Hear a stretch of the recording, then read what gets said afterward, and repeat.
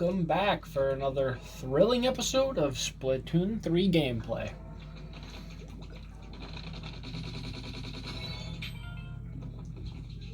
Wonderful. As stated before, we will go through all of the sea scrolls, sunken sea scrolls, when I get to the point where I've collected them all. We'll do a read-through of that. If you want to see a read-through of the Alterna logs, I have that up on my channel already, so after you're done watching this, please feel free to go watch that, leave a like on it. Yeah. Good time. It's a good time. Today I wanted to talk... Well, first we're going to move to the next... We're going to get to the next area eventually. But, I wanted to kind of talk a little bit today about what I hope will be in the next Nintendo Direct, whether that's sometime this month or next month. I have a feeling it's going to be February, not January. But, kind of what I hope's there, maybe even versus what I believe will be there. Because, I forgot how weird the 52 gal handles. So, slow when you're shooting. It's painful. But it's powerful.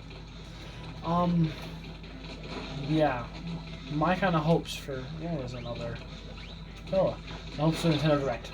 First, I hope there will be either an update on Metroid Prime 4 and or news on Metroid Prime Trilogy, maybe Metroid Prime Remaster happening. And I haven't, as of the recording of this video, put anything Metroid related on my channel, so unless you have subscribed and gone to the description of the channel, you wouldn't have probably known that I'm a hardcore Metroid fan, but definitely hoping to see that there. And maybe it's too much to hope for, but a trailer of Metroid Prime, or not Metroid Prime 4 would be really nice. Like maybe just it doesn't have to be really anything, just enough where it won't take much for us to have for us Metroid fans to give us. I remember when the banner of Retro Studios was updated and we got the first piece of imagery we've seen from it at all with the concept art for Metroid Prime 4, the one blurry scene, and that sparked conversation for a solid, still sparking conversation, a solid year, maybe 3/4 of a year. Yeah, it was okay. There we go. Yeah, but it was, you don't even need to give us that much, and us Metroid fans will have tons to talk about for a long time. Okay. Yeah, so that's the first thing I hope. How can I... kind of just have to do it. I have to jump out and kind of ink that wall. Okay. That's probably an easier way to do this, but I don't feel like doing it the easy way. Ah, nice, all skill. Anyway, what else do I hope is the Direct? Well, I hope that, the Twilight Princess and Wind Waker ports, so we get those. That would be fun. I really enjoyed Skyward Sword HD. I'm gonna have to play through that again. Do a playthrough of that on my channel at some point way in the future. Also, notable that since last I checked, Metroid or Persona 4 and Persona 3 have both come out. I'm gonna need to buy those at some point and wait to do playthroughs on them until I finish this, because I want to finish this and get the whole thing over with.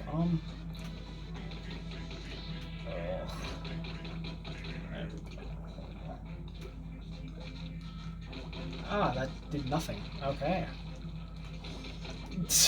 Well, that was a lot easier than it had. Yeah. Anyway. Nice. So yeah, news on Twilight Princess or Wind Waker HD Remaster, even a bundle of them for $60 would be cool. Because I know that, I don't know, did Skyward Sword come out at a $60 price point? I'll have to check that out.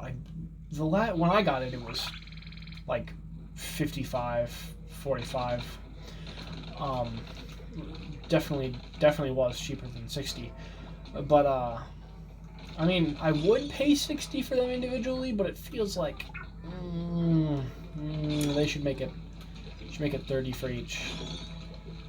Because I mean, unless they go the full like HD treatment and stuff, like the all the stuff they could put into it, feel like $60 is a lot to ask. I mean, I think for Skyward Sword, $60 was definitely a good price point. Because of all the work that was put into redoing it and reworking the joystick to motion. Like, I had fun with the dynamic of the vertical horizontal sword slashing. That was fun. And from what I understand, and I haven't played Twilight Princess, which is kind of why I want them to come out on Switch, so I don't have to go back and get my Wii U working with those games, because, they closed the whole stinking eShop. But, what was I saying? Oh yeah,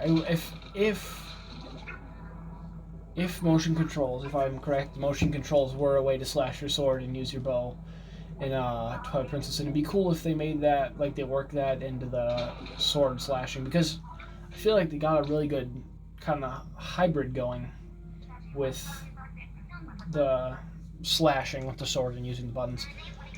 I'm using the joystick, to slash, because it's like, why would I shake my wrists? Motion controls are good, but I still feel like they're, at least for me, not at the point where I want to see them be in a mainline game. I understand why Skyward Sword when it was on the Wii kind of flopped. I definitely wouldn't have preferred using those controls, but I mean, it's a good game. It just needed a little bit of reworking. Yeah. So I definitely hope you see those. For Wind Waker, I hope they add a little bit of content on the seas, because while I never finished Wind Waker, I got very close, and let's do the dualies. And it was just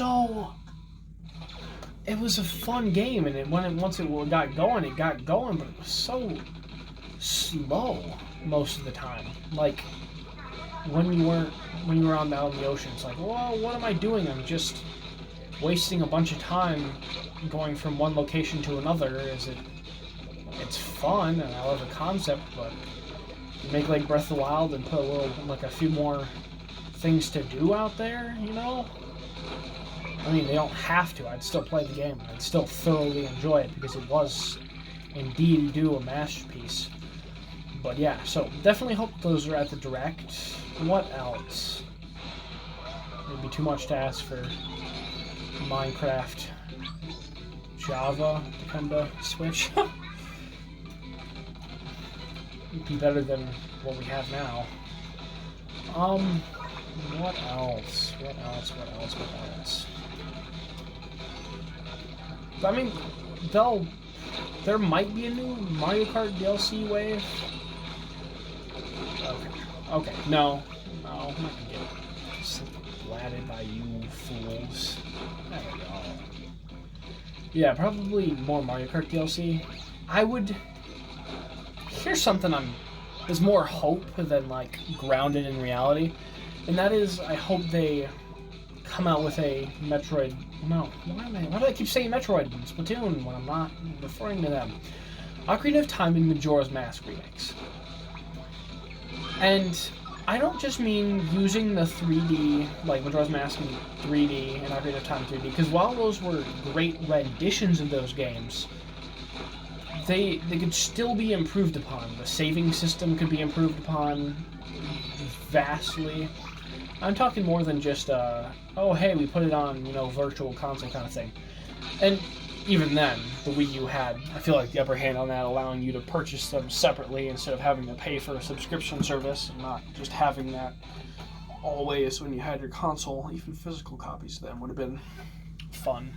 But I understand making them digital, but Yeah, remakes of those in like on level with some of the best graphics we can come out now. Because let's have, what was it, Grezzo that did